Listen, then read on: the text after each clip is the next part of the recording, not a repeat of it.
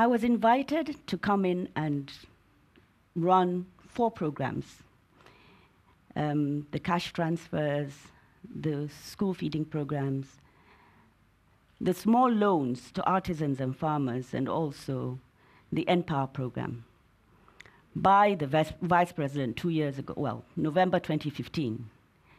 We came in and looked at what existed.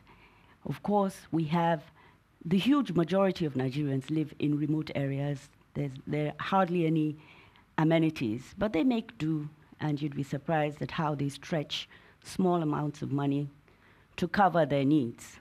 They don't have the awareness of the kind of food that will enable them be nutritious.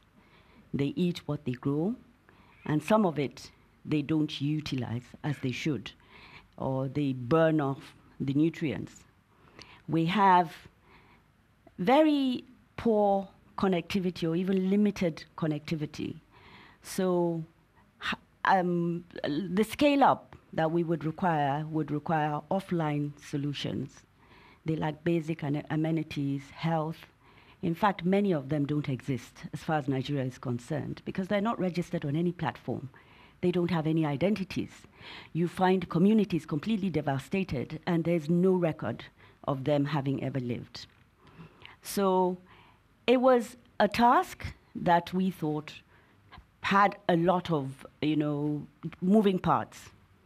First and foremost, we needed to look at how do we operate in a federation where you don't have any control over what happens in states? How do we compel states to work with us? And communities, how do we get them to identify with what we're doing? Social protection has worked in many, many countries, but it has to be done right. We've had past programs, many of which have been successful, but not at a large scale.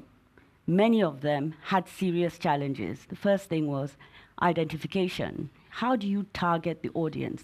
How do you make sure in a country of 86 million poor people in Nigeria means it's Ghana, Togo, Liberia, Senegal, Burkina Faso, the Republic of Benin, all put together.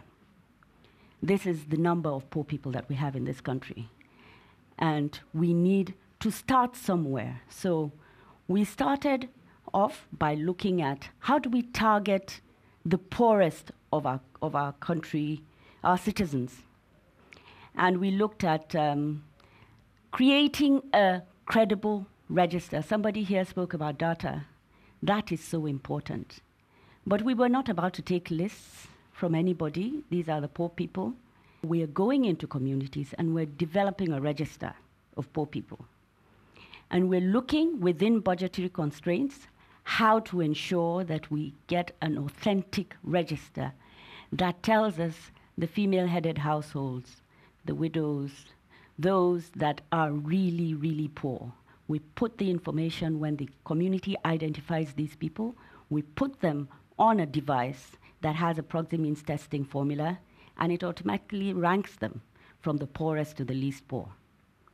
So we're creating a register of poor people in every state, and we're hosting the information at NIBS because we need to get these people identified on a platform. And anybody today that has a BVN number is going to end up having a NIN number, a national identity number. As you can imagine, financial inclusion for these people is important, but wherever there's poverty, there's no banking infrastructure. So one of the challenges we have is getting to pay these people in the communities where they live. And it has been a very encouraging and heartening experience for us. We have met women who, to be paid 10,000 naira, they come with Ghana Moscow. They say they have never seen such an amount in their lives. So they just want to be able to carry that money home. These are people that the country has never realized that they even exist. We sit here, I've been in a cash transfer program that I've seen 3,500 naira making a difference in a month, making a difference to the well-being of a family. And that just makes you wonder, what we use money for. We created a platform that we call the Empower program, and that enables youth, graduates from any part of this country who are determined to create a level playing field.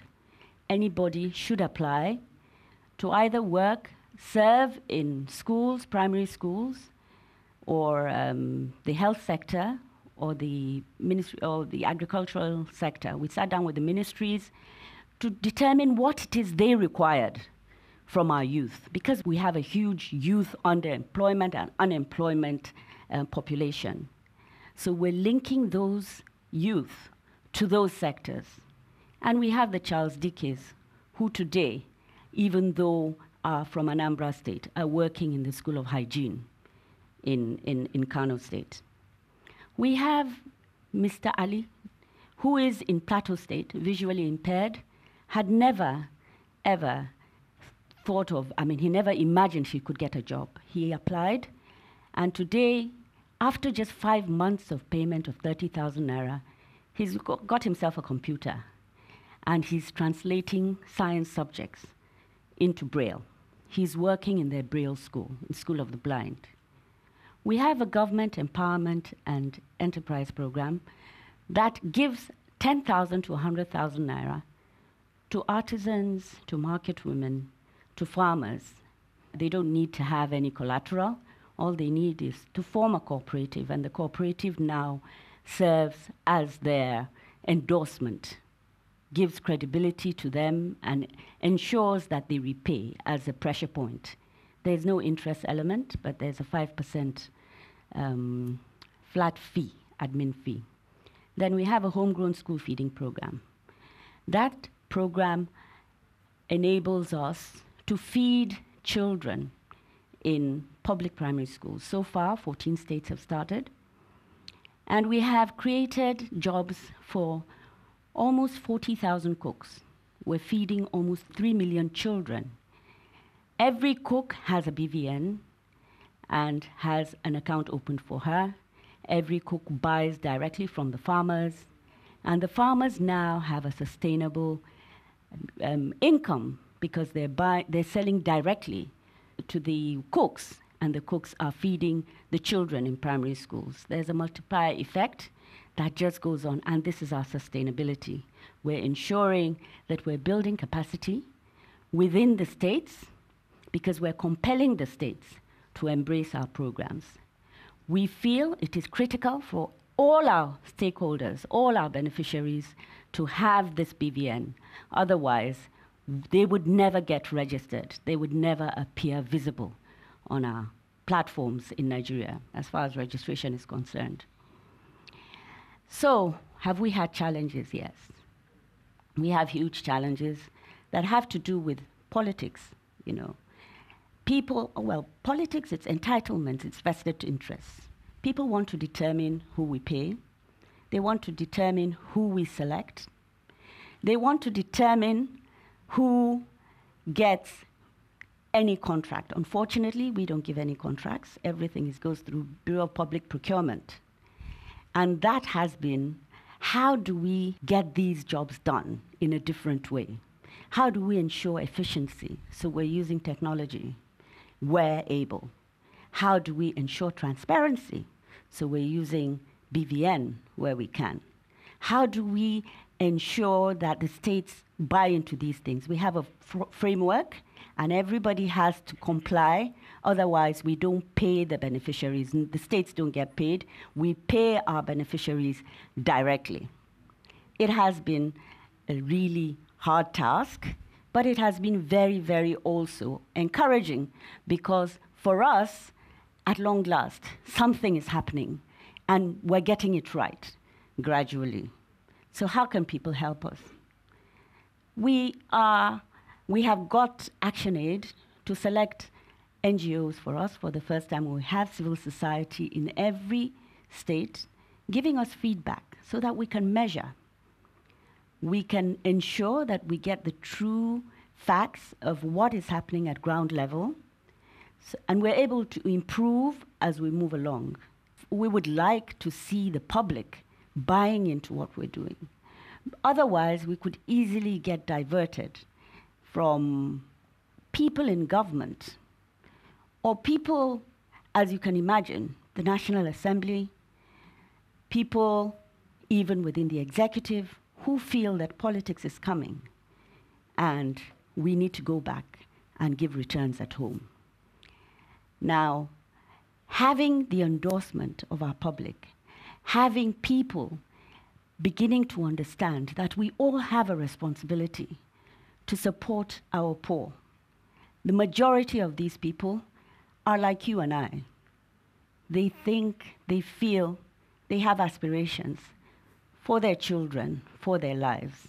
All they need is a small stipend, and you'd be amazed at how much, what they're making of their lives. So at the end of the day, we're building bonds between government and its people. We're doing it on a scale never ever done before. We're trying to do it right, and we're hoping that more and more Nigerians will be able to buy into this, because social protection ensures that our people, everybody, has a sense of belonging. And yes, Nigeria can be great, and we will make it great, working collectively, all of us. Thank you very much.